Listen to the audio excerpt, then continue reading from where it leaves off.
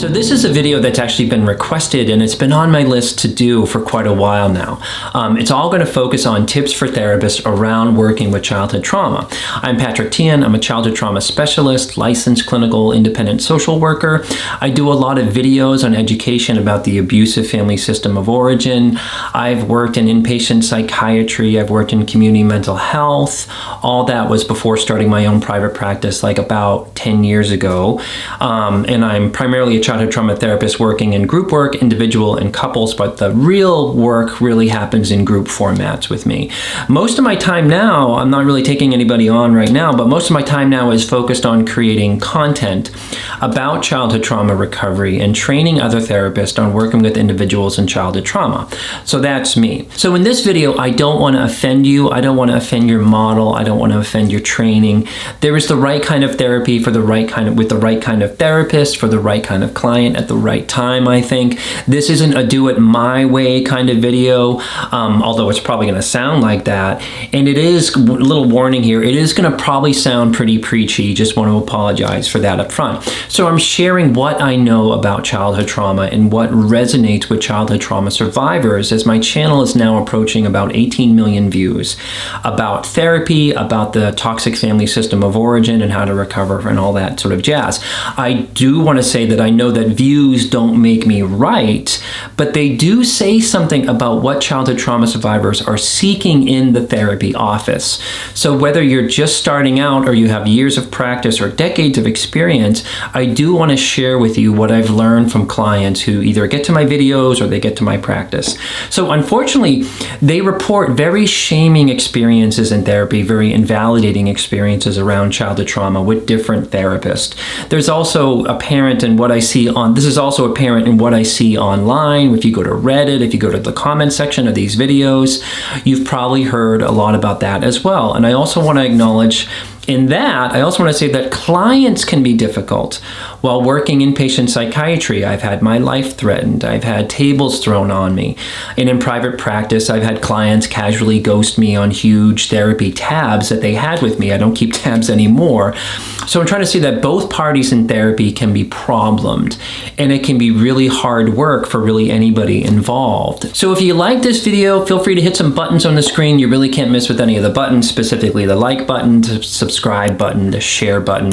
And if you're interested in training with me, maybe not after hearing all my preachy tips, I'm offering a training on Saturday, September 17th in a level 1 relationship recovery program, or RRP, which is the type of therapy model that I do. That training is about getting clinicians sort of to be able to use 3 specific tools in starting to work with clients on their childhood trauma and getting them to process and getting them to know about their family system of origin trauma. You just click the white ball up here, and that'll get you the details on how to register, and I'll also have the link in the description to this video. So here goes. Let's dive in. I'll frame each of these tips at the end with some suggested like do's and don'ts at the end of each one. So number 1 might be the most controversial one that we'll get into, so let's get this one out of the way. Number 1 is don't suggest family reconciliation with the client's family of origin up front, or if ever, when it comes to childhood trauma. This happens when, say, as a therapist, you're either trained in getting families to work no matter what, and I get that, or you actually might have your own family personal experience of you having to accept an abusive or tricky parent of your own, which I get that too. It also involves suggesting any of the following ideas or statements to a client. Suggesting that a client do family therapy up front, like have your parents come in and we can do a session together, and you're not really hearing that the parent is highly abusive or highly dysregulated or narcissistic or both, or suggesting that to the client that their parent did the best that they could, or suggesting to the client that they need to like move beyond what happened to them and accept the parent who was abusive because the client should know better since the parent is less functioning. Please be aware that the therapist who is making these suggestions up front is behaving just like the client's abusive family, where they're told that you need to get over it because they don't really have any real problems. It's the parents who have the real problems. It's a very shaming experience. So my primary message about this one is the therapist is assuming a bunch of stuff. They're assuming that the abusive parent is workable, or has insight or is safe. That's usually not true for this stuff. Assuming that the client can actually heal by dismissing their own story or their trauma or their symptoms or their stuck places. And this is a big one. I see many therapists simply assuming that it is a client who is being grandiose or self-involved or self-consumed or resentful or paranoid or displaying symptoms of cluster B stuff, problems, assuming that up front. Sure, that happens from time to time, but I see clinicians treating all childhood trauma survivors in this polite kind of get over it kind of way, and like the client is left to feel like they are crazy. Also, when the therapist suggests reconciliation with an abusive family up front, it sends a message that the client hears that they shouldn't be believed and that they're the problem. So I know that this is unintentional, but many therapists get these situations wrong for lack of understanding which side to choose. You can actually take a side when it comes to childhood trauma survivors, despite your training. But going with the things like your parents probably had childhood trauma too, so what are you gonna do? I call that it's like a everybody wins kind of idea, which really means, be careful with this, that really means suggesting to the client to do all the bridging work with the families that are usually unworkable. So also while totally skipping what happened to the client as a child and going on into their adulthood. Would I suggest reconciliation? So after the client has gone through a long process of processing what happened to them, and they have reclaimed their ability to embrace healthy intimacy and heal to the point that the abusive family no longer has power over them. That last part is super important. I also only suggest reconciliation if the parent has some significant insight, can handle some boundaries, and wants to actually own something about how they raise their child. I know that that's a tall order, but that's the only times that I would suggest doing it. In short, I believe, and again, this is me, this is my opinion, that reconciliation with abusive family members is just as damaging as something like conversion therapy, because it tells the client that they're wrong and their feelings are flawed and they are broken and they need to change and be able to adapt to their family or society just because. So my last thought on this is I think in the psych and recovery world is there are all these like platitudes like that are thrown around and they often get repeated. Like a new grad might hear from a professor or a supervisor say, well, I think all parents do the best that they can and they do their best, without really thinking that through. And it just gets repeated and not explored or challenged. Is that really true? Did they do the best that they could? Well, what was their worst? So we really have to look at that. And I wonder if that some therapists say these things because they don't actually know how to talk to a client about the abusive family system of origin, like feeling that the client is making it a moral issue as opposed to a factual issue. Some do's and don'ts on this one. Do familiarize yourself with the abusive family system of origin and take in what all that means for healthy development for a child, and that would hopefully lead into a successful emotional adulthood. Do challenge yourself about your own codependency and trying to make everything work in a client's family, like any countertransference there for you that makes you want to suggest reconciliation up front. I don't suggest reconciliation until post-healing, or if you can engage that the abusive parent has truly changed and is in recovery themselves. Number 2 is what I'm calling trauma-informed isn't the same as trauma-trained. Be as specific as you can about what you do and what you don't do. And I know you know this, but the point of this one is that clients don't know this.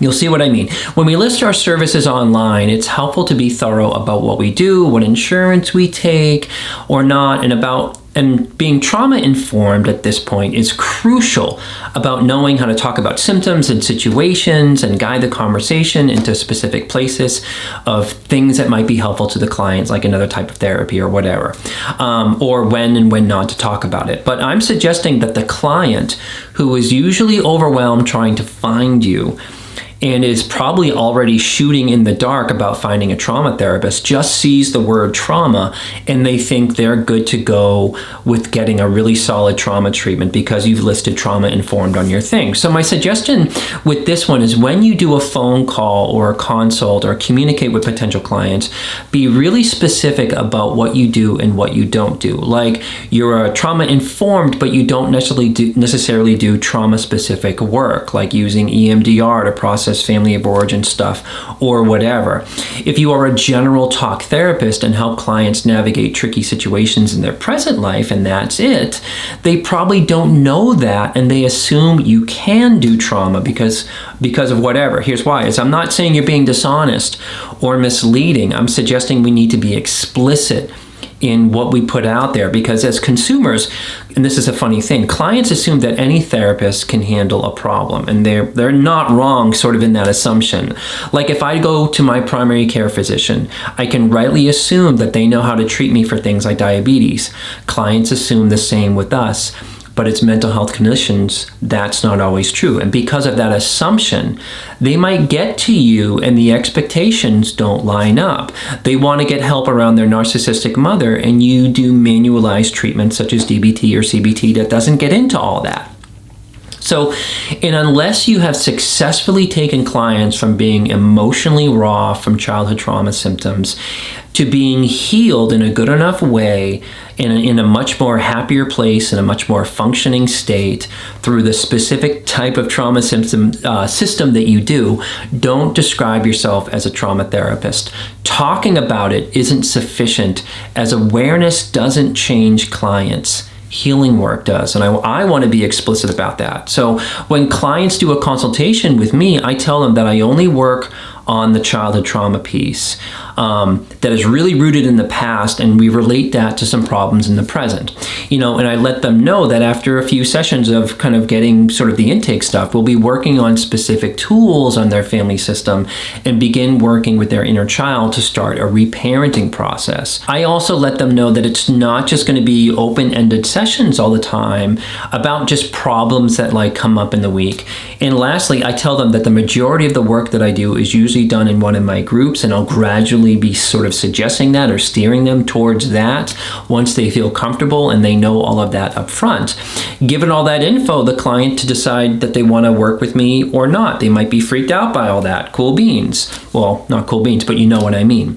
Here are some do's and don'ts. In consultation or general communication with clients, do be explicit on if you are trauma trained or not. Trauma informed is not the same thing. Clients don't know this. I know that you know this, but they don't. So do refer out as best as you can when a client is seeking trauma work and you haven't walked a client through a specific process or that change, or simply if it's not your cup of tea. I know that this sounds super pedantic, but you would be surprised. Don't assume that a talking cure is going to make significant changes in someone's childhood trauma symptoms or their history. So there's that. Moving on to number 3. This one's a little bit weird, but don't do trauma work casually. Childhood trauma survivors are primarily wounded around, I think, 2 things: perception and connection due to their family system of origin. And due to that, I think a good childhood trauma therapist really has a depth of skills at connecting with a client. Irvin Yalom once said that the treatment modality doesn't matter as much as the relationship, which I think is really true. But a solid relationship in a skilled trauma activity or a tool-based model is a powerful combination. What I mean by this one is that clients have reported that they feel like some of the therapy just felt too short, too pragmatic, not very close with the therapist, not seen. I don't recommend doing short impersonal runs of some kind of trauma work where the therapist can often just feel like they're just a paid professional or an instructor and not connecting with the client. I think clients, not all clients, but the majority of them do better in therapy when the therapist really gets them, creates a safe place for them, and there's going to be like a realness going on both sides, and that the therapist can put themselves within the client's shoes. They can sort of imagine what it would have been like growing up and all that. This is an ongoing process, as a lot of clients are guarded.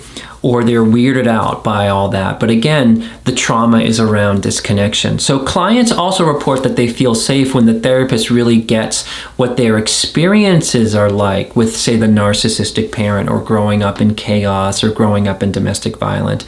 They just don't hear from the therapist like, sounds hard, which I've literally seen therapists do to clients at times, like right in front of me. So in short, we can't treat doing childhood trauma work with clients the same way we would treat doing, say, manualized therapy such as DBT or something like CBT.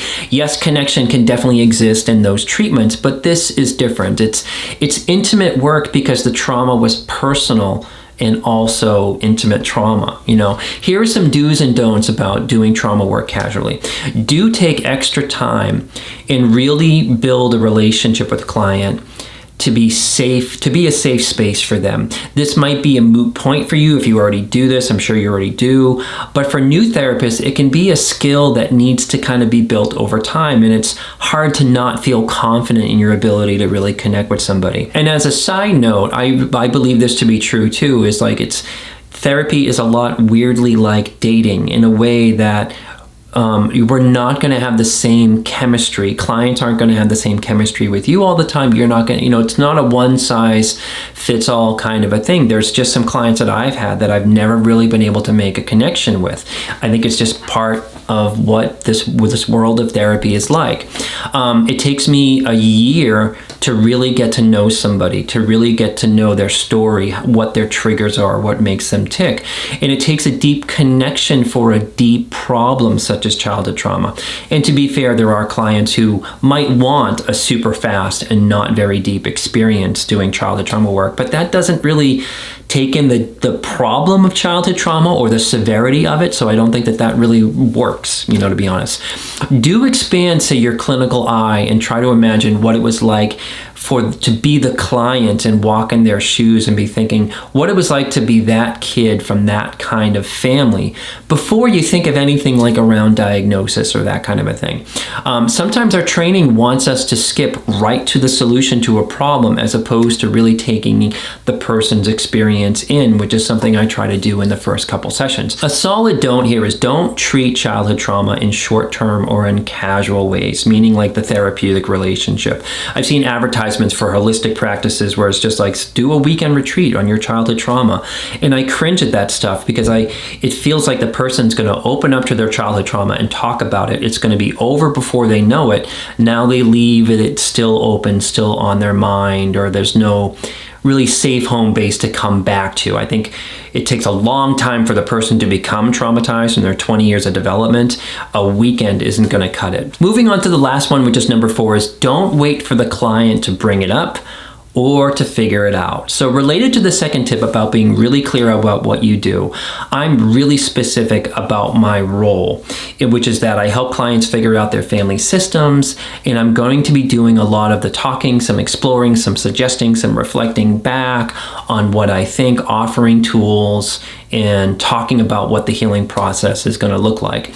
I'm not doing all the talking, I'm just doing like half of it. They know that, like in the first phone call with me, they know that I'm going to be asking them to be doing some talking about their family of origin and getting some help, making more sense about that system.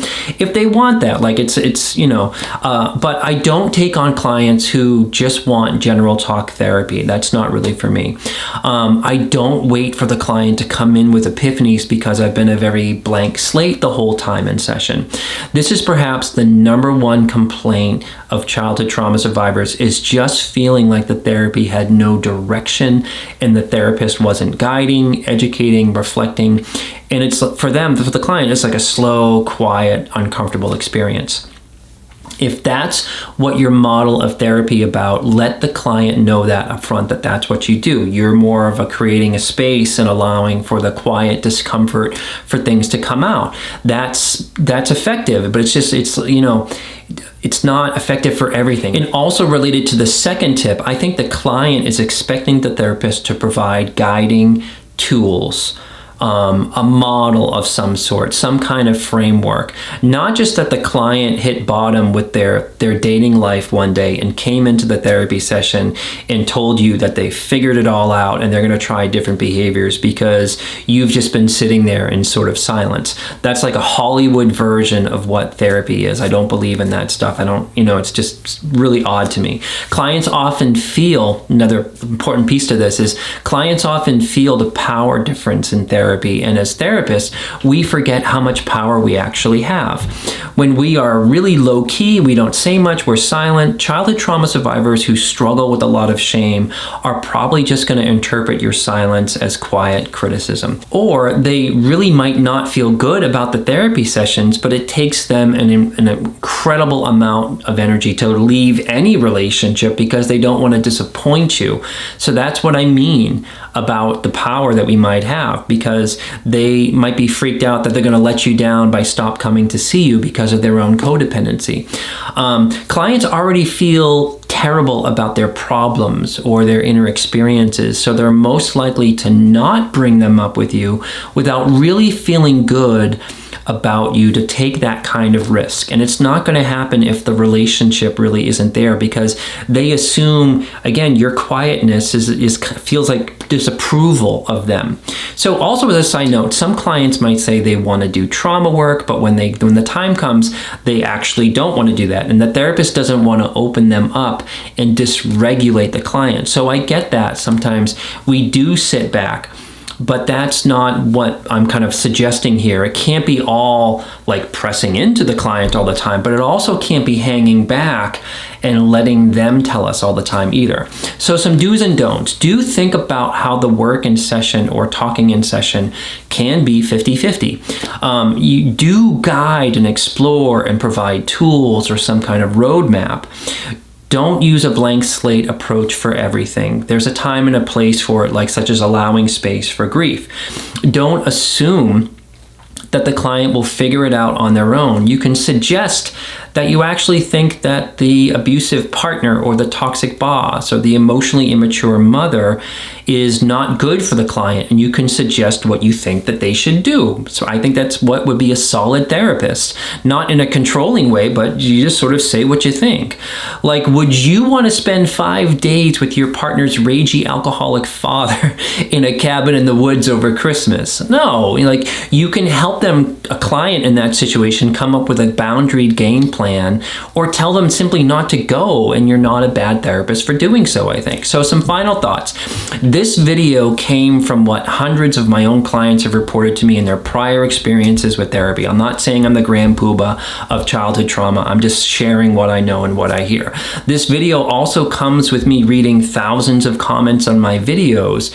Just check out a therapist role play video that I did, and you'll see what I mean. There's a link in the description. I also don't mean to say that childhood trauma clients are super different than, say, any other client. I'm suggesting that no client is one size fits all. Like suggesting reconciliation might work for a family that just like went through a bad couple of years, like a bad patch. Not decades of narcissistic abuse or substance abuse or chaos or poverty or violence or sexual abuse. We need to, really be able to tell the difference between those two types of families. Don't assume it's the first all the time. And a last tip for new clinicians, it's a hard job, and you'll find that being more clear creates less problems. Doing the work that you enjoy is really a good thing. Being boundaried about your time and your money keeps you less drained, and it keeps you less resentful. Getting trained reduces your anxiety about being effective or helpful. And getting our sea legs as therapists in the first couple of years is really rewarding. It's really cool work. I love my job. But it can really drain you in holding what others kind of go through in their childhood and being available for them. And you're going to have to find some way to really rejuvenate yourself and take care of yourself, because I think that's something that we all kind of go through. So, okay, enough preaching. I hope that this was helpful. Check out the upcoming training. Follow the link up here. And as always, may you be filled with loving kindness. May you be well. May you be peaceful and at ease. May you be joyous.